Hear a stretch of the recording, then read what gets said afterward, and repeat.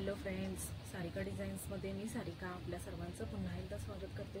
तर आजच्या व्हिडिओमध्ये बघा आपण मी शिवलेले ब्लाऊज किंवा शिवत असलेले ब्लाऊज ते मी कसे मॅनेज करते, किती शिलाई घेते, त्यानंतर किती दिवस म्हणजे दिवसाला किती माझ्याकडे ब्लाऊज असतात सरासरी शिवायला आणि त्यापैकी मी किती शिवते, ॲक्च्युअलमध्ये माझे किती शिवून होतात ब्लाऊज दिवसभरात आणि मी ते कसं मॅनेज करते, कटिंग स्टिचिंग किंवा आपली जी हात शिलाई वगैरे असते। तर हे सगळं मी आज तुमच्याशी शेअर करणार आहे की जेणेकरून तुम्हाला तुमचेही जर ब्लाऊज अशा पद्धतीने तुमच्याकडे येत असतील तर तुम्ही ते कशा पद्धतीने मॅनेज करायचं किंवा याहीपेक्षा जर कमी येत असतील तर ते हळूहळू कसं वाढवायचं, तर हेही मी तुम्हाला आजच्या व्हिडिओमध्ये सांगणार आहे। आणि तर प्रत्येक कस्टमरचा साईज वेगवेगळा असतो, त्या कस्टमरची आवडही वेगवेगळी असते, तर त्याप्रमाणे त्यांच्या आवडीनुसार साईजनुसार त्यानंतर आपला जो कापड आहे तर त्यानुसार डिझाईननुसार आपल्याला प्रत्येक गोष्ट ही लक्षात ठेवावी लागते। तर त्यासाठी मी कोणती ट्रिक वापरते की जेणेकरून आपल्याकडे कोणतीही चूक होऊ नये ब्लाऊज शिवताना, त्यानंतर पूर्ण ब्लाऊज कस्टमरला देऊपर्यंत आपल्याकडे कोणतीही चूक होऊ नये किंवा एखादी गोष्ट विसरून जाऊ नये, यासाठी मी कोणकोणत्या टिप्स वापरते तर तेही मी तुमच्यासाठी सांगणार आहे। तर व्हिडिओ पूर्ण बघा, शेवटपर्यंत स्किप न करता बघा। आता पहिल्यांदा माझ्याकडे आत्ता जस्ट शिवायला किती ब्लाऊज आहेत आणि ते मी कसे मॅनेज करणार आहे हे मी तुम्हाला सांगणार आहे। आणि त्याचबरोबर कटिंग स्टिचिंगची वेळ आपण कशी ॲडजस्ट करायची आपल्या घरातल्या कामातून। प्रत्येक लेडीज ह्या ॲडजस्ट करतच असतात, त्यांना व्यवस्थित माहिती असते की कोणती गोष्ट कधी केली पाहिजे, पण तरीही त्याहीपेक्षा जेव्हा आपण फिक्स अशी वेळ ठेवतो म्हणजे दिवसाचा जो वेळ असतो तर ते कोणत्या कामासाठी वापरला पाहिजे आणि रात्री ज्यावेळेस आपल्याला जास्त दिसत नसतं, बारीक दोरा सुई वगैरे दिसत नसते, तर त्यावेळेस आपण कोणतं काम ठेवायचं, तर याही एकदम सोप्या मी टिप्स तुम्हाला सांगणार आहे की तुम्हाला त्या नक्कीच उपयोगी पडतील बघा। तर इथं माझे पहिल्यांदा ब्लाऊज मी तुम्हाला दाखवते। तर इथं बघा माझे हे अस्तरचे ब्लाऊज आलेले आहेत। मी जे कस्टमरचे मापाचा ब्लाऊज असते तर त्यामध्ये अशा पद्धतीनं मी बांधून ठेवते, जेणेकरून जर आपल्याकडे प्रत्येक वेळेस पिशव्या प्रत्येक कस्टमरच्या असतीलच असं नाही, किंवा आपल्याकडे पण कॅरीबॅग एवढ्या ठेवायला आपल्याला नसतं, मग प्रत्येक कॅरीबॅग ही वेगवेगळी ठेवून द्यावी लागते, एक दोन ब्लाऊजसाठी सुद्धा वेगळी कॅरीबॅग करावी लागते। तर त्यासाठी मी ही टिप वापरते, म्हणजे जो मापाचा ब्लाऊज आहे तर त्यामध्येच पीस ठेवून टाकते बघा। तर आता हे दोन ब्लाऊज आहेत अस्तरच्या, इथे ह्याला अस्तर लावायचं आहे आणि अस्तरच्या ब्लाऊजला मी घेते 150 रुपये शिलाई, अस्तर कस्टमरचं आणि फक्त शिलाई आपली 150 आहे, सिंपल कटोरी ब्लाऊजसाठी, म्हणजे डिझाईन कोणती नाही। तर हे दोन ब्लाऊज झाले, त्यानंतर आणखी मी दाखवते तुम्हाला। तर ही एकदम सिंपल म्हणजे कस्टमरचीच बॅग होती तर त्यांनी त्यामधूनच आणून दिलेलं होतं, तर मी तुम्हाला दाखवते। तर ही ब्लाऊज आहेत, हा आहे मापाचा ब्लाऊज, मी शिवलेला ब्लाऊज आहे हा। मी शक्यतो जर माझे जुने कस्टमर असतील तर त्यांचे मी शिवलेले ब्लाऊज मी मागवते मापासाठी, जेणेकरून मला शिवताना आणखी जर सोपं जातं पटकन। कटोरी टक प्रत्येकीचा वेगवेगळा असतो बघा, म्हणजे प्रत्येक वेळेस कस्टमर आपल्याकडूनच शिवून घेतं असं नाही, एकदा काय होतं गावी जातं, माहेरी जातं कस्टमर, किंवा त्यांच्या घरी कोणतरी शिवत असतं तर त्यांच्याकडून ट्रायलसाठी त्यांनी एखादा ब्लाऊज शिवून घेतात। तर ते जर आपल्याकडे ब्लाऊज आलेत मापासाठी तर ते प्रत्येक वेळेस त्याचा कटोरी टक वेगळा असतो, फिटिंग वेगळी असते, त्यानंतर सगळं शिवण वेगळं असतं। आणि जर आपलाच ब्लाऊज आपल्याला मापासाठी दिला शिवलेला तर आपलं पटकन तेही एक 5-10 मिनिटात आपलं एक्स्ट्राचं काम होऊन जातं बघा। म्हणजे जर ब्लाऊजला एक अर्धा ते पाऊण तास जर तुम्हाला लागणार असेल आणि कस्टमरने जर तुमच्याच ब्लाऊजचा शिवलेला ब्लाऊज जर तुम्हाला मापाला आणून दिला तर तुमचं आणखी एक 10 मिनिटात काम कमी होणार आहे बघा। तर त्यासाठी मी कस्टमरना न चुकता सांगते की मी जो ब्लाऊज शिवून दिलेला आहे तर तोच मापासाठी द्या। तर ही झाली पहिली टिप, तुम्ही जर तुमचाच शिवलेला ब्लाऊज कस्टमरकडून मापासाठी मागितला तर बरं होईल। तर हे दोन ब्लाऊज माझ्यासाठी कशासाठी आलेले आहेत, तर त्या कस्टमरना जो यातला हा जो ब्लाऊज आहे तो वेगळीकडून शिवलेला आहे आणि तो थोडासा कटोरीमध्ये थोडासा उसवत आहे, तर त्यासाठी पॅच लावा म्हणून त्यांनी दिलेला आहे। मग मी रेग्युलर कस्टमर आहेत म्हणून मी घेतलेला आहे बघा पॅच लावण्यासाठी। तर जेव्हा मॅचिंग कपडा सापडेल तर त्यावेळेस मी पॅच लावून टाकणार आहे। तर हा ब्लाऊज त्यांनी दिलेला आहे, एकच ब्लाऊज पीस, आणि अस्तर आपल्याकडचं घालायचं आहे। अस्तर आपल्याकडचं धरून माझी शिलाई होते 175 इतकी, तर इतकी मी शिलाई अस्तरच्या ब्लाऊजला घेते। लेस किंवा नॉट लावले तर त्याचे आणि 10 ते 15 रुपये मी एक्स्ट्रा घेते बघा। मी तुम्हाला एक व्हिडिओमध्ये टाकला होता की आपली अस्तरचा ब्लाऊज असेल तर तो आपला कटिंग करतानाच निम्म्या वेळेत आपला कसा होईल, कटिंग करतानाच आपला निम्मा ब्लाऊज कंप्लीट होणार आहे. तर तो तुम्ही जर व्हिडिओ पाहिला नसेल तर नक्की चॅनलवरती जाऊन पहा किंवा मी डिस्क्रिप्शन बॉक्समध्ये लिंक देऊन ठेवते. तर ती जर ट्रिक जर तुम्ही अस्तरच्या ब्लाऊजला वापरली तर तुमचा ब्लाऊज 100% एक 10 ते 15 मिनटं अगोदर शिवून होणार आहे. कारण आपला नंतर जो अस्तर शिवण्याचा सगळा वेळ असतो अटॅच करण्याचा तर तो आपला वाया जात नाही बघा. आणि पटकन आपल्याला पटपट सगळे पार्ट जोडून घेऊन ब्लाऊज हे रेडी होतं. तर हे झाले 2 ब्लाऊज. आणखी मी तुम्हाला ब्लाऊज दाखवते. तर हा एक माझ्याकडे ब्लाऊज आलेला आहे अस्तरचा. तर यातले 2 पीस होते वेगळे, ते मी कटिंग करून ठेवलेले तुम्हाला दाखवते. तर हा एक आहे यामधलाच, म्हणजे ह्याच लेडीजचा आहे. तर हा एक पीस आहे, थोडासा हेवी आहे त्यामुळे ह्याला गाठ वगैरे मी मारली नाही, तसंच लूज सोडून ठेवलेलं आहे. कारण नवीन ब्लाऊज आहे जास्त, त्यामुळे बांधून ठेवलेलं नाही आहे. ही लेस निघालेली होती पीसमधून.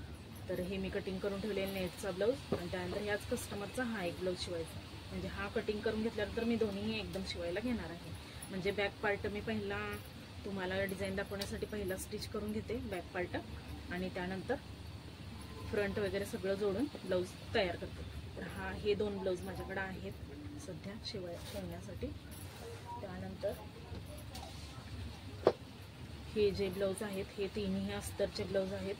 कस्टमरचाच अस्तर होता, आता कटिंग करून मी ठेवलेला आहे. आणि हा आहे मापाचा ब्लाऊज, तर त्यामध्येच मी स्टिच करून ठेवलेला आहे. आता पटकन हे 3 ब्लाऊज एकाच दिवशी आपल्याला स्टिच करून घेता येतील बघा पटकन. कारण हे सिंपल ब्लाऊज आहेत, टक्सचे आहेत, कटोरी ब्लाऊज नाही आहे, हा टक्सचे ब्लाऊज आहेत. तर ही ब्लाऊज माझ्याकडे शिवायला आहेत सध्या. तर बघा हा पण एक ब्लाऊज ज्याची मी डिझाईन बॅक नेक होता तर तो तुमच्याबरोबर शेअर केलेला होता बघा. तर खूपच सुंदर अशी डिझाईन झालेली आहे, तुम्ही बघू शकता. बॅक नेकमध्ये एकदम मस्त अशी डिझाईन झालेली आहे. तर हा एक्स्ट्रा थोडा लार्ज ब्लाऊज आहे, कमीत कमी 40 इंच इतका असेल. फिटिंगला थोडं मी जास्त एक्स्ट्रा ठेवलेला आहे. 40 इंचचा हा ब्लाऊज आहे. आणि ही डिझाईन मी तुमच्याशी शेअर केलेली आहे. तुम्ही जर पाहिली नसेल तर ती नक्की आपल्या चॅनलवरती जाऊन पाहू शकता. आणि हे आहे कटिंग मी करून ठेवलेलं आहे बघा. आणि हा मी ब्लाऊज आता शिवायला घेणारच होते, यासाठी मी ओपन करून ठेवलेला आहे. तर हा पण जो आत्ता मी दाखवला हे ब्लाऊज आहेत. तर यामधलाच हा ब्लाऊज आहे. याच कस्टमरचे 3 ब्लाऊज माझ्याकडे आलेले आहेत. तर बघा इथं ही पिशवी भरून ब्लाऊज आहेत आपले. तर मी एक एक काढून तुम्हाला दाखवते, कारण आता थोडे वेगवेगळ्या कस्टमरचे एक दोन ब्लाऊज आहेत, त्यामुळे ते मी थोडा वेळ बाजूलाच ठेवलेले आहेत. जे की बिन डिझाईनचे जे असतात तर तेही मी बाजूला काढून ठेवते बघा. जेणेकरून जर डिझाईनचे वेगळे काढून ठेवलेत तर पटपट त्याचा बॅक पार्ट कट करून मी तुमच्याबरोबर ते व्हिडिओ शेअर करीन यासाठी. आणि ते थोडे अर्जंटही होते यासाठी. तर इथं बघा हे 2 ब्लाऊज आहेत एकदम सिम्पलमध्ये, तुम्ही पाहू शकता. हेही मला स्टिच करायचे आहेत. त्यानंतर हे पण एकदम 2 सिंपल ब्लाऊज आहेत आपले, साधे कटोरी ब्लाऊज 3 आहेत सॉरी. आणि हे मी जे पेपर कटिंग आहे ते यामध्येच ठेवून टाकलेले आहे, कारण पटकन जेव्हा आपल्याला कटिंग करायचं असतं रात्रीच्या वेळेस तर त्यावेळेस सापडावं आणि चटकन मी रात्रीच्या वेळी कटिंग करेन यासाठी मी यामध्येच काढून ठेवलेले आहे. हे बाजूला ठेवते मी. आणि त्यानंतर हा बघा एक वेल्वेटचा ब्लाऊज आहे, मी कटिंग करून ठेवलेला आहे आणि मला स्टिच करायचं आहे लवकरात लवकर. त्यानंतर इथं बघू शकता हे 3 ब्लाऊज आहेत, मी कटिंग करून ऑलरेडी ठेवलेले आहेत बघा अशा पद्धतीनं. हे अस्तर आहे, हा हे पीस अस्तर वेगळा दिलेला आहे कस्टमरने, पण मी असू दे. हा पीस सॅटिनचा आहे, मऊ आहे आणि थोडा जाडही आहे, तर मी साधा पीस घेतलेला आहे अस्तरसाठी. आणि हे 3 ब्लाऊज मी कटिंग करून ठेवलेले आहेत बघा. आणि मापाचं जे ब्लाऊज आहे ते यालाच मी लावून ठेवलेलं आहे अशा पद्धतीनं.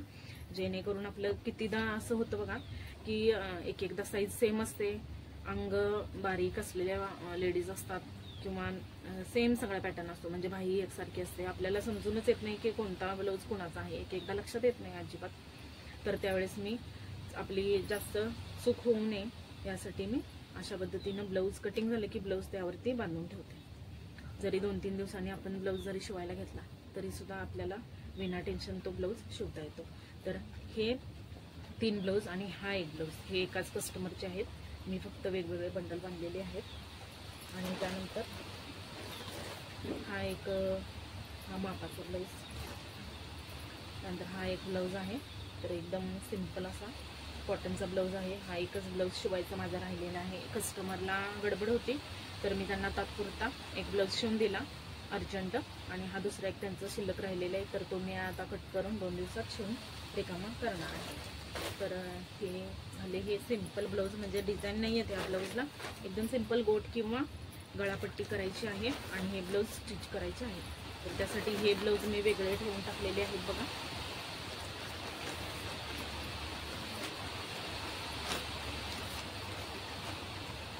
आणि त्यानंतर हे ब्लाऊज जास्त अर्जंटही नव्हते, थोड्या दिवसांनी आपल्याला द्यायचे, त्यासाठी मी थोडे बाजूला ठेवलेले आहेत. तर ब्लाऊजची पिशवी वेगळी, आणि जे आपले थोडे 8-15 दिवसांनी द्यायचे किंवा अर्जंट नाही आहेत, शिस्तात दिले तर जातील असे ब्लाऊज, जर अर्जंट ब्लाऊज पाहिजे असेल तर मी देतेच 2-3 दिवसात शिवून. पण जे कस्टमर येतात आणि मी म्हटलं की त्यांना महिन्याने टाका, आता माझ्याकडे वेळ नाही आहे, नाही शिवायला नाही वेळ नाही आहे, आत्ता लगेच शिवून मिळणार नाही, तर ते कसे म्हणतात ठेवून घे आणि तुला कधी द्यायचं आहे तेव्हा दे. तर मी त्यावेळेस त्यांची पिशवी ही वेगळीच करून टाकते कॅरी बॅग, त्यामध्ये ते ब्लाऊज ठेवून टाकते. आणि ते ठेवताना मी नक्की वहीमध्ये नोट करते की ह्या तारखेनंतर आपल्याला हे ब्लाऊज शिवायला घ्यायचे, जेणेकरून आपल्याकडून ते विसरून राहून जाऊ नये त्यासाठी. तर आता ही एक पिशवी मी तुम्हाला दाखवते. तर ह्याही मध्ये ब्लाऊज पीस आहेत. तर बघा मी इथं पेपर कटिंग हे यामध्ये ठेवलेलं आहे. हे एकाच कस्टमरचे आहेत, त्यामुळे ही पिशवी ते कस्टमरनंच दिली होती, तर त्यामध्येच मी ठेवून टाकलेले आहेत. भरपूर असे ब्लाऊज असतात की मॅनेज करणं थोडंसं अवघड जातं, त्यासाठी मी सगळे पाक वहीत लिहून ठेवते. तर इथं अस्तरही कस्टमरने दिलेले आहेत. हे 3 पीस आहेत बघा अस्तरचे, आणि हा एक पीस, आणि हा आहे मापाचा ब्लाऊज. तर मी मापाचा ब्लाऊज त्यामध्ये ठेवलेला आहे. कटिंग ही पेपर कटिंग त्यामध्ये ठेवलेलं आहे.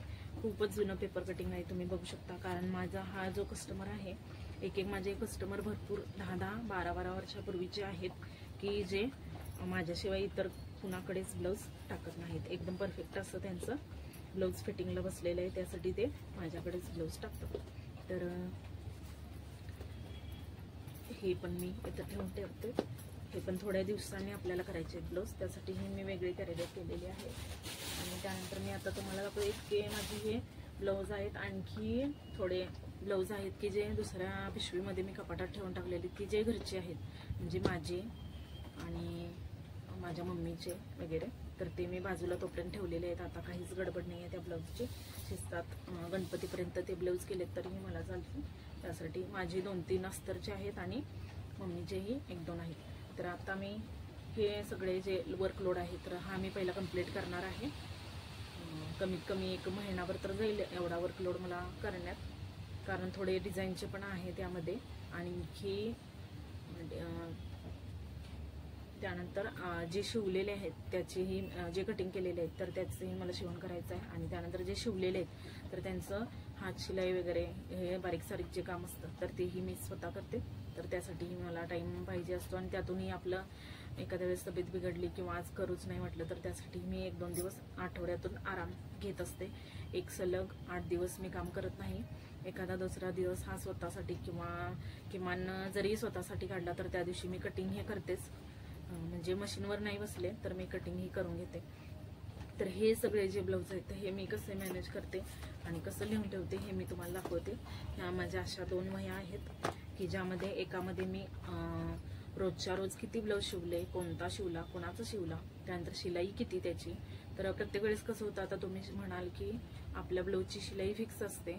हो बरोबर आहे, फिक्स असते, पण एकदा काय होतं, एक कस्टमरला लेस लावावी लागते आपल्या स्वतः जवळची, किंवा नॉट लावावी लागते. एखादं आपण शोचं पॅच असेल, बटन असेल तर तेही लावतो एक्स्ट्रा. तर ते प्रत्येक वेळेस आपल्या लक्षात राहत नाही की आपण काय काय त्या ब्लाऊजच्या कस्टमरच्या ब्लाऊजला कोणतं साहित्य आपल्या जवळचं वापरलं हे नाही लक्षात राहत. तर त्यासाठी मी वही वेगळी केलेली आहे की शिलाई लिहिते त्यामध्ये, फक्त कस्टमरचा हा ब्लाऊज शिवला, कोणता कलर होता इथपासून मी सगळं लिहित असते. त्यानंतर कोणत्या टाईपचा होता, कटोरी होता की सिंपल होता की प्रिन्सेस होता, त्यानंतर माझे काही साहित्य त्यामध्ये मी वापरले हेही मी लिहून ठेवते, की जेणेकरून जरी आता कसं होतं बघा, कस्टमर पटकन पैसे देतात असं नाही. ओळखीचे कस्टमर असले की थोड्या दिवसांनी देतो, 8 दिवसांनी देतो, 15 दिवसांनी देतो. एक एक कस्टमर ॲडव्हान्सही पैसे देऊन जातात, त्याचा काहीच प्रॉब्लेम नाही.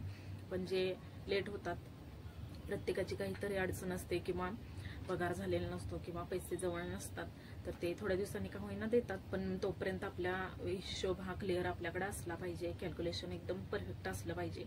कारण अचानक कस्टमर आपल्याला विचारतात की हे 5 रुपये कशाचे, हे 10 रुपये कशाचे लिहिल्यात तुम्ही, तर त्यावेळेस आपल्याला सांगता यावं यासाठी मी बारीक सारीक सगळ्या गोष्टी लिहून ठेवते.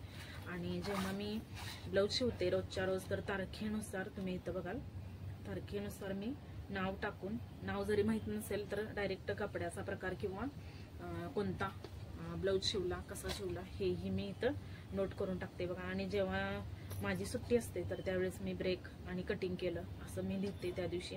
तर तारखेनुसार इथं तुम्ही बघू शकता मी 30 तारखेपर्यंत लिहिलेलं आहे, 31 पर्यंत, तिथून पुढचं मी लिहिलेलं आहे बघा.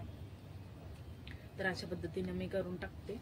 आणि प्रत्येक वेळेस काय लिहिलं बघा, आता इथं मी शिलाई लिहिलेली आहे 120. आधी माझी 120 शिलाई होती, आता 150 झालेली आहे. तर अस्तर पण मी त्यामध्ये प्लस केलेलं आहे. आणि अस्तर प्लस करून माझ्या जवळचं अस्तर वापरून मी 145 इतकी शिलाई लावली होती त्यावेळेस. म्हणजे आता हे भरपूर दिवसाच्या मागचे आहेत लिहिलेलं. तर मी प्रत्येक कस्टमरचे असे लिहिते. आणि हे लिहिल्यानंतर काय ह्याचा काय बेनिफिट मी तुम्हाला सांगते. तर जेव्हा तुम्ही थोड्या दिवसांनी हे बघाल किंवा काल लिहिलेलं आज आपल्या लक्षात असेलच नाही असे नाही, तर कस्टमर जर लांबचा असेल किंवा जास्त आपल्या कॉन्टॅक्टमध्ये कस्टमर नसेल तर आपलं एक एकदा विसरून जातं की आपण त्यांचा ब्लाऊज शिवून ठेवला आहे का. शिवून ठेवला असेल तर किती शिलाई त्याची घ्यायची होती.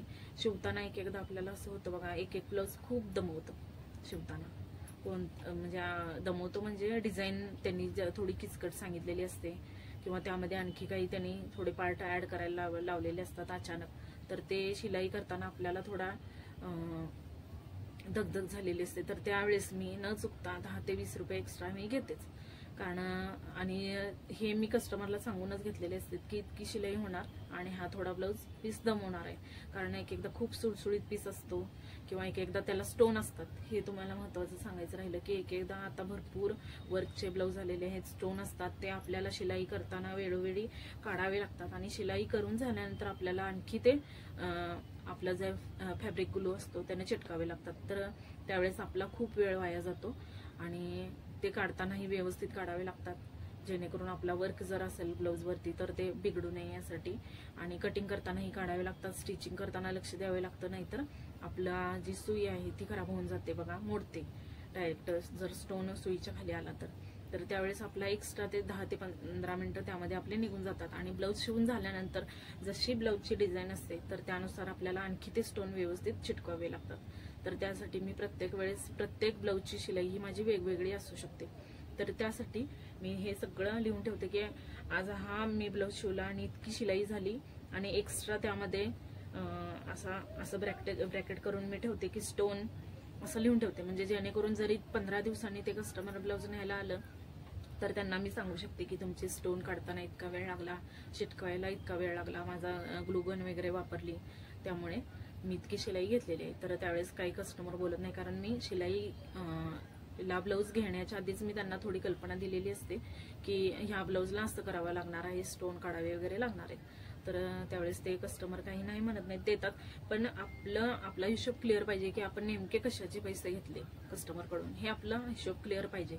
लक्षात नाही, कशाचे लिहिले माहिती नाही, असं आपलं स्वतःचं जर झालं तर आपण त्या कस्टमरला कसं कन्व्हिन्स करणार की तुमची इतकी शिलाई झालेली आहे. तर यासाठी ह्याही गोष्टी खूप महत्त्वाच्या आहेत. या पहिल्यापासून मी गोष्टी लिहून ठेवते. अगदी माझे 1-2 ब्लाऊज असायचे, आठवड्याला 1-2 ब्लाऊज पासून मी शिलाई काम करते.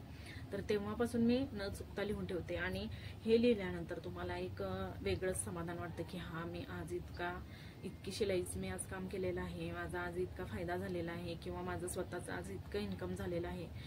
ते पाहिल्यानंतर तुम्हाला आपोआपच मोटिवेशन मिळतं. नेक्स्ट डे तुम्ही आणखी जास्त जोमाने काम करता की आपण काल 100 रुपयाची शिलाई केली होती, आज आपण कमीत कमी 10 ते 20 रुपयांची आणखी एक्स्ट्रा शिलाई करूयात. तर असं तुम्हाला आणखी मोटिवेशन मिळतं आणि मेन म्हणजे हिशोब आपल्याकडे क्लिअर राहतो. ह्या 2-3 गोष्टी यामध्ये होतात. तर तुम्ही ही नक्की अशी वही घालत जा आणि अप टू डेट तुम्ही लिहित जा की आज कोणता ब्लाऊज शिवला. तर मी इथं आणखी जर ब्लाऊजचं असंच नाही तर मी भरपूर बाकीचे ही बारीक बारीक जर शिलाई जर तुम्ही टोपडी जरी शिवला असाल, अचानक तुमच्याकडे कस्टमर असतात, त्यांची लहान बाळं असतात, टोपडी शिवायला येतात, काय काय बारीक ड्रेसला टिपा मारायला, तर तेही मी इथं नोट डाऊन करून ठेवते बघा. म्हणजे इथं मी टोपडं लिहिलेलं आहे, त्याची शिलाई लिहिलेली आहे आणि किती एज होतं बाळाचं, त्यानंतर किती कस्टमरचं नावही लिहिलेलं आहे तारखेवरून. आणि त्यानंतर ना बघा मी तुम्हाला आणखी दाखवते. कटिंग केलेलं आहे, घरातलं काम त्या दिवशी काढलेलं मी केलेलं नाहीये, शिवलेलं नाहीये, हेही मी नोट डाऊन केलेलं आहे बघा. आणखी बघा ज्या दिवशी नाही काम केलं तर त्या दिवशी मी नो लेझी म्हणजे कंटाळा आला मला त्या दिवशी आणि मी त्या दिवशी काहीच काम केलं नाही, तर तेही मी नोट डाऊन केलेलं आहे बघा. म्हणजे अप टू डेट आपण राहिलं पाहिजे, कोणत्या दिवशी आपण कोणतं काम केलं हे आपल्याला सगळंच थोडंसं मोटिवेशनल होतं. स्वतःचं काम बघितल्यानंतर जेव्हा तुम्ही अशी वही घालाल आणि ती थोड्या दिवसांनी तुम्ही जेव्हा ओपन करून बघाल, आता माझं तसंच होतं. आम्ही आज तुम्हाला दाखवण्यासाठी ही वही काढली आणि मला वही बघितल्यानंतर खूपच छान असं वाटलं की मी इतकं सारं काम केलं होतं, इतके पैसे मी कमवले होते गेल्या महिन्यात. तर इथं बघा मी ज्या दिवशी नाहीये त्या दिवशी कटिंग लिहिलेलं आहे, कस्टमरच्या नावासहित कोणतं कोणतं ब्लाऊज, कलरही मी एकदा लिहून ठेवते ब्लाऊजचे. आणि बघा घरातलं जे काम केलं असेल त्या दिवशी मी नाही काम केलं हेही मी लिहिते आणि घरातलं कोणतं काम केलं तेही मी लिहून ठेवते, जेणेकरून छोटासा आपल्याकडे हिशोब राहतो की आपण गेल्या महिन्यात किती काम केलं, त्यानंतर दुसरं आणखी काय काम काढलं का, इतकंच कसं काम झालं, हे आपल्याला सगळाच आपल्याकडं हिशोब क्लिअर राहतो. बघा बघा इथं बघा इथं मी टोपडे दुपटे त्याचे 40 आणि 10 एक्स्ट्रा असं थोडं थोडं केलेलं आहे. तर बघा आता थोड्या दिवसांपूर्वी आमची जत्रा होती, तर त्यासाठी मी 3-4 दिवस एक्स्ट्रा सोडले होते. त्या दिवशी मी काहीच काम केलं नाही, त्या दिवशी मी हॉलिडे असं लिहिलेलं आहे. तर असे छोट्या छोट्या टिप्स आणि जे आपलं जे शेड्यूल होतं कामाचं तर ते तुम्ही लिहून ठेवलं तर तुम्हाला खूपच त्यातून मदत होणार आहे बघा. कोणताही आपला हिशोब चुकणार नाही.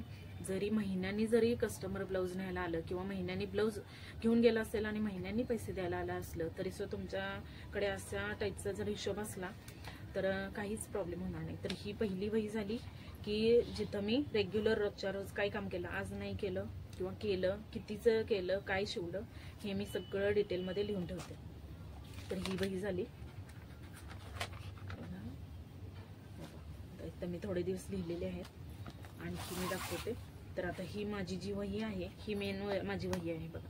तर यामध्ये मी काय लिहिते तर आपल्या कस्टमरचे जेव्हा ब्लाऊज येतात तर त्या दिवशी मी डेट लिहून ठेवते, कोणत्या दिवशी ब्लाऊज आला तर ते लिहिते. प्रत्येक कस्टमरचं वेगवेगळं पेज मी केलेलं आहे. एक एकदा पेज भरून जातं, एक एकदा शिल्लक राहतं. भरलं की मी पेज नवीन टाकते. आता हे पेज मी भरलेलं आहे, तर आता मी दुसरीकडं हे पेज करणार आहे. जेव्हा ते कस्टमर नवीन येईल तर त्यावेळेस मी करते बघा. नाहीतर पाठपोट असं पान सोडलेलं आहे, तर तुम्ही इथं राहिलेलं करू शकता. तर मी कोणत्या दिवशी आलेलं आहे, बाकी त्यांची किती तारखेला किती राहिली होती, जमा त्यांनी कधी केले, पैसे किती केले, हेही मी सगळं लिहिते. आधीमध्ये त्याने बारकी आणि ब्लाऊज शिवाय आपल्या लेडीज ज्या आहेत त्या बारीक सारीक शिलाई टिपा वगैरे मारून येतात, ब्लाऊजला टिपा मारून येतात. जर आपल्याच कडचं ब्लाऊज असेल तर आपण शक्यतो मी टिप मारायला आणखी एकदा जर फिटिंगला जर तो ब्लाऊज आला तर मी टिप मारायला पैसे घेत नाही. जर बाहेरचे ड्रेस ब्लाऊज वगैरे माझ्याकडे आले टिपा मारायला तर मी त्याचे पैसे घेते, 10-20 रुपये एक्स्ट्रा.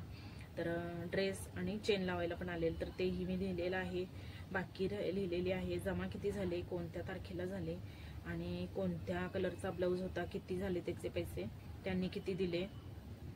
आणि एक एकदा कसं होतं आपण जेवढा रेट लावलेला आहे तितकंच कस्टमर देतं असं नाही. 5 ते 10 रुपये आपल्या जर एकदम जवळचे जर फ्रेंड असतील किंवा शेजारचे असतील तर त्या 5 ते 10 रुपये कमी करतात. तर इथं मी थोडं मार्जिन लावते आणि त्यातून मग आपले कट होऊन जातात पैसे, काहीच प्रॉब्लेम होत नाही. तर अशा पद्धतीनं मी प्रत्येकीचा हिशोब लिहून ठेवते, किती जमा आहेत, किती येणे आहे, कोणता कोणता ब्लाऊज त्यांना दिला, कोणत्या दिवशी दिला, हेही मी लिहून ठेवते. आणि त्यानंतर आपल्याकडे जेव्हा ब्लाऊज येतो तर त्या दिवशी ब्लाऊज आल्यानंतर तुम्हाला मी इथं दाखवते बघा. ब्लाऊज आल्यानंतर अशा पद्धतीनं मी लिहून ठेवते, म्हणजे कोणत्या कलरचा कसा शिवायचा आहे ब्लाऊज. भरपूर ब्लाऊज येत असतात. आपल्या लक्षात राहतच, काहीच प्रॉब्लेम नाही, थोडं थोडं लक्षात राहतं. पण एक एकदा कसं होतं, चुकून विसरून जाऊ नये की आपण नेमका याला कशी डिझाईन करायची होती, किंवा एक एकदा कसं होतं, भरपूर ब्लाऊजला डिझाईन करायची असते आणि त्यावेळेस आपण थोडकीशी डिझाईन करून कस्टमरला देतो, त्यावेळेस ते ठीक आहे म्हणून ओके करतात. पण एक एकदा कसं होतं, थोडीशी डिझाईन ब्लाऊजला करायची असते आणि चुकून आपल्याकडून जास्त डिझाईन झाली तर मग कस्टमर आपल्याला एक्स्ट्रा पैसे कसे देणार. तर हा प्रॉब्लेम होऊ नये यासाठी मी प्रत्येक वेळेस, जरी आपल्या जवळचा कस्टमर असेल, ओळखीचा असेल, एखादाच जरी ब्लाऊज शिवायला टाकणार असेल तरी पण मी त्या कस्टमरच्या नेम सकट, आता इतर मी नेम लिहिलेलं नाहीये, खरं मला माहिती आहे हे कोणाचे ब्लाऊज आहेत, तर इतके सारे ब्लाऊज कोणाचे आलते तर हे माझ्या लक्षात असतं. तर मी कलर लिहिलेला आहे, ब्लू कलर, सिंपल शिवायचा आहे, शॉर्ट स्लीव आहे आणि नॉट फिक्स करायचे आहे, त्याला नॉट्स फिक्स. आता प्रत्येक कस्टमर वाईज तुम्हाला मी मगाशी सांगितलं त्याप्रमाणे डिझाईन वेगळी असते, त्यानंतर त्यांना कशी पाहिजे असते, काय लेस लावायची का नाही, शॉर्ट स्लीव पाहिजे की लॉंग स्लीव पाहिजे, भरपूर टाईप असतात. तर त्यासाठी मी अशा पद्धतीनं मी लिहित असते. तर ऑर्गेन्झा ब्लाऊज आहे, अस्तरचा नेक करायचा आहे, नेट टाईप करायचा आहे आणि स्लीव शॉर्ट स्लीव, त्यानंतर सिल्क व्हाईट, कुणाच्या मापाचा करायचा आहे, म्हणजे एक एकदा कस्टमर कसे करतात बघा, तुम्हाला सांगते. तर एकच मापाला ब्लाऊज असतो, सासूचा आणि सुनेचा सेमच माप असतं. तर त्यावेळेस आपल्याला तिथं नोट डाऊन करायला लागतं, म्हणजे करून ठेवावं लागतं की याच मापाचा ब्लाऊज शिवायचा आहे. फक्त स्लीव लॉंग करायचे आहेत, गळा शॉर्ट करायचा आहे, म्हणजे एजड ज्या बायका असतात त्यांना जास्त स्लीव गिड्डे चालत नाहीत, लहान स्लीव चालत नाही, तर त्यांना स्लीव लॉंग करायचे आहेत, गळा कमी करायचा आहे, हे सगळं नोट डाऊन करावं लागतं. तर तेही मी इथं लिहून ठेवते, किती स्लीव पाहिजे इंचनुसार मी लिहिलेलं आहे. तर ह्या सगळ्या अशा बारीक सारीक मी गोष्टी लिहून ठेवत असते. आणखी एक मी तुम्हाला गोष्ट दाखवणार आहे की मी आणखी काही नोट डाऊन करते, तर मी तुम्हाला 1 मिनिट दाखवते म्हणजे तुम्हाला समजेल.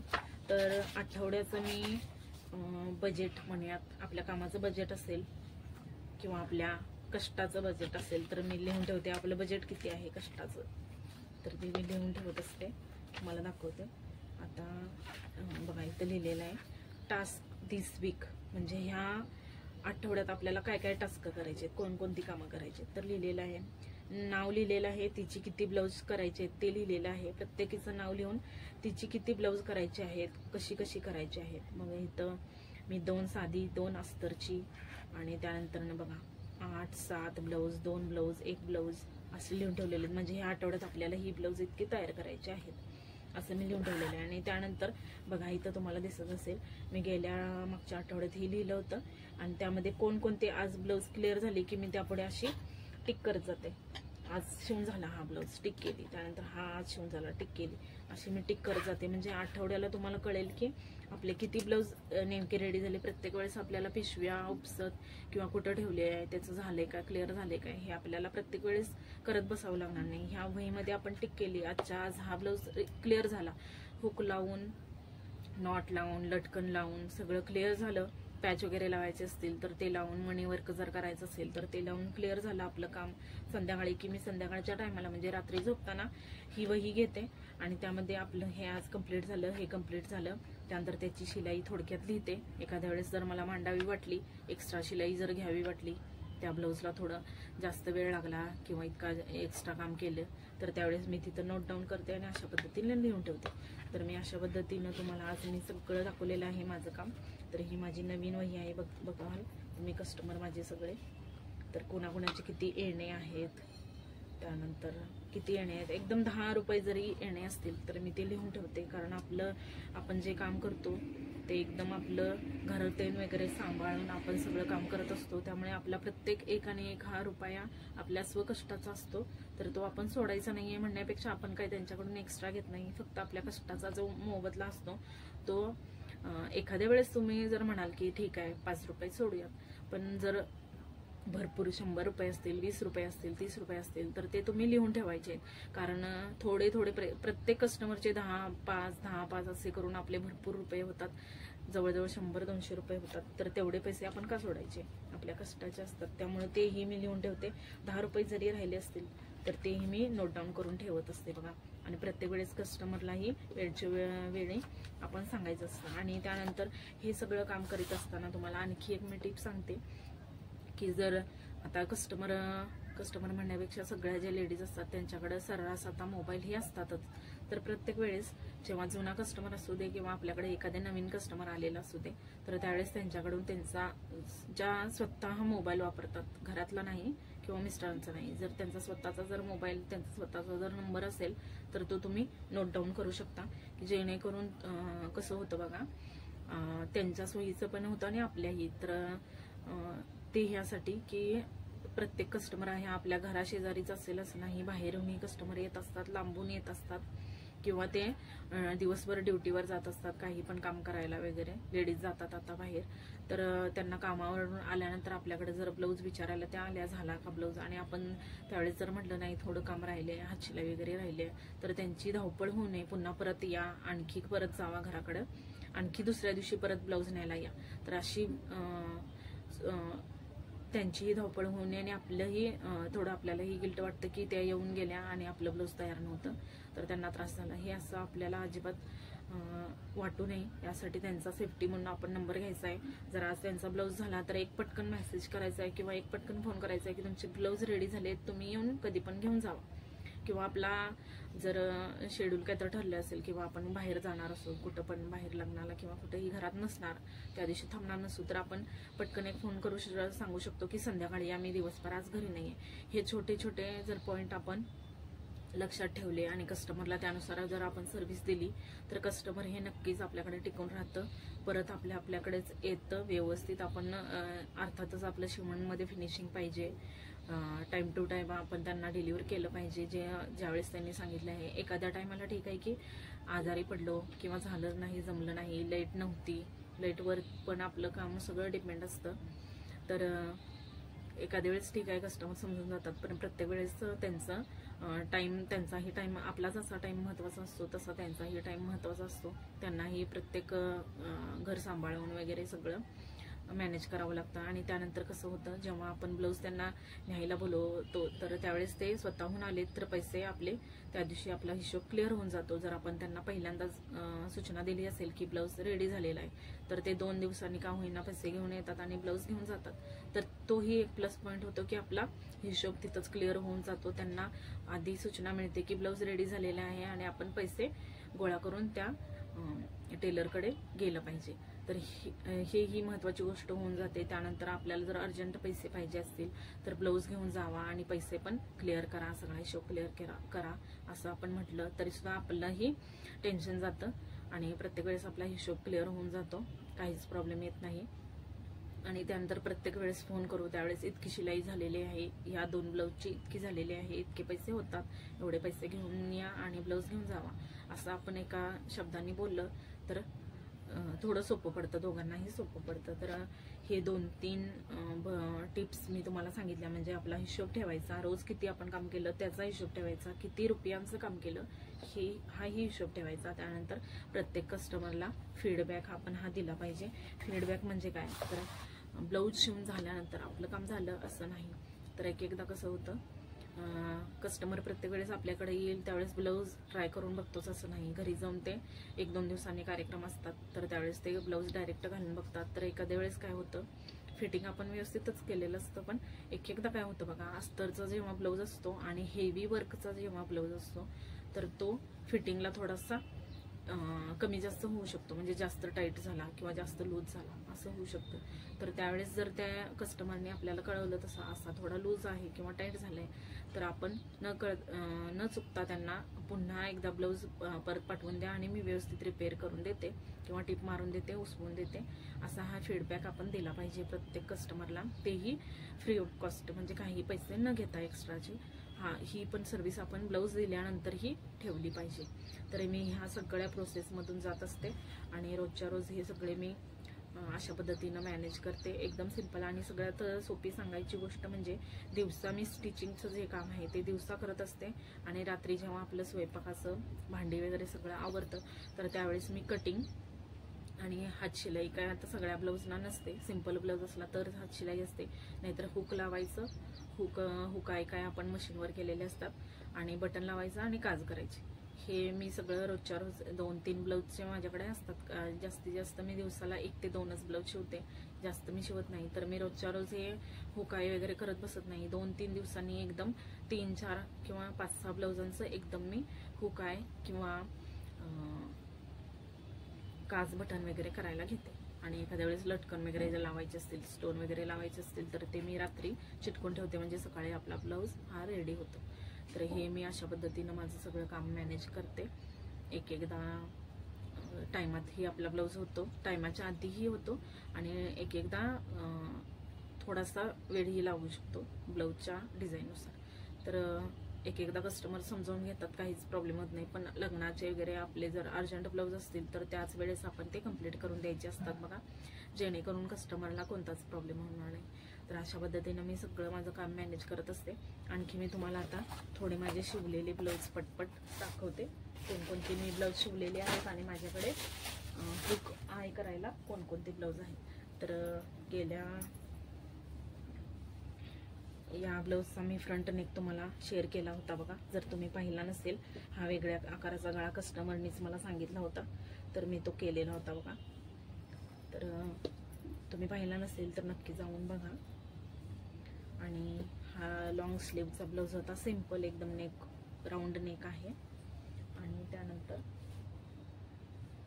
आणखी मी तुम्हाला दाखवते, हा एक व्हाईट कलरचा ह्याच कस्टमरचा ब्लाऊज आहे. पाठीमागच्या गळ्याला मी डिझाईन बनवलेली होती बघा. अशा पद्धतीनं एकदम ट्रान्सी असा ब्लाऊज आहे. नेटचा हा ब्लाऊज नाही आहे, पण ट्रान्सी आहे, त्यामुळे मी अशा पद्धतीनं याची डिझाईन ठेवली होती. आणि शॉर्ट स्लीव होते, म्हणजे प्रत्येक ब्लाऊजनुसार बघा किती फरक पडत जातो डिझाईनमध्ये, कपड्याच्या टेक्स्चरमध्ये. तर हा पण ह्याच कस्टमरचा ब्लाऊज होता. त्यांनी एकदम सिंपल ब्रॉड नेकमध्ये कोणतीही डिझाईन बनवा असं सांगितलं होतं, तर मी ही डिझाईन बनवली होती बघा. हाही व्हिडिओ मी तुमच्याबरोबर शेअर केलेला आहे, खूपच सिंपलमध्ये. त्यानंतर साधे सिंपल ब्लाऊज माझ्याकडे भरपूर होते शिवायला, तर त्याचं शिवण मी करून ठेवलेलं होतं.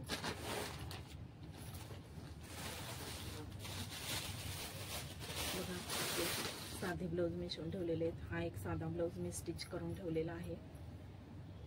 आता ह्याला बटन, आता हे पण मी ठेवलेले आहेत. अजून ह्याला मी जेव्हा मी बटन वगैरे लावते तर त्यावेळेस एकदम व्यवस्थित घडी करून ठेवते बघा. तर हे कॉटनचे आहेत, ह्याला बटन आणि काज करायचे आहेत. हे 2-3 ब्लाऊज आहेत. हा आहे मापाचा ब्लाऊज. असे 4-5-6 ब्लाऊज माझ्याकडे बटन वगैरे करायला आहे.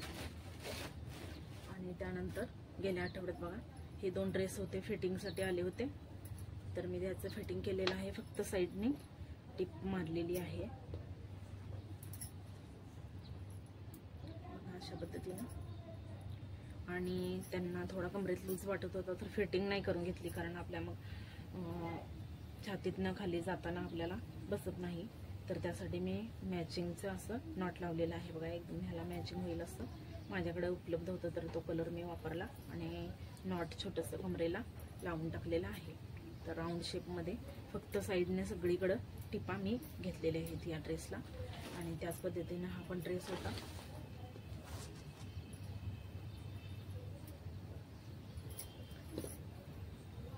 बघा, एकदम सिंपल असा ड्रेस. फक्त ह्याला पण फिटिंग करायचं होतं कमरेत वगैरे, खाली घेराला काही फिटिंग करायचं नव्हतं, फक्त साईड टिप एक्स्ट्राची असावी म्हणून मारायचं होतं. आणि बाहीत पण धरलेला आहे मी. आणि पाठीमागच्या बाजूला बघा अशा पद्धतीनं नॉट लावलेलं आहे गोल्डन कलरचं. आणि ह्यामध्ये रेड आहे म्हणून मी रेडचे गोंडे लावलेले आहेत. तर ही मी गेल्या आठवड्यात ह्या आठवड्यात इतकं मी काम केलेलं आहे. तर आजचा व्हिडिओ तुम्हाला कसा वाटला आहे मला कमेंट करून नक्की सांगा. आणि व्हिडिओ आवडल्यास लाईक करा, शेअर करा, चॅनलला सबस्क्राईबही करा. पुन्हा भेटू एका नवीन माहितीसोबत. तोपर्यंत थँक्यू.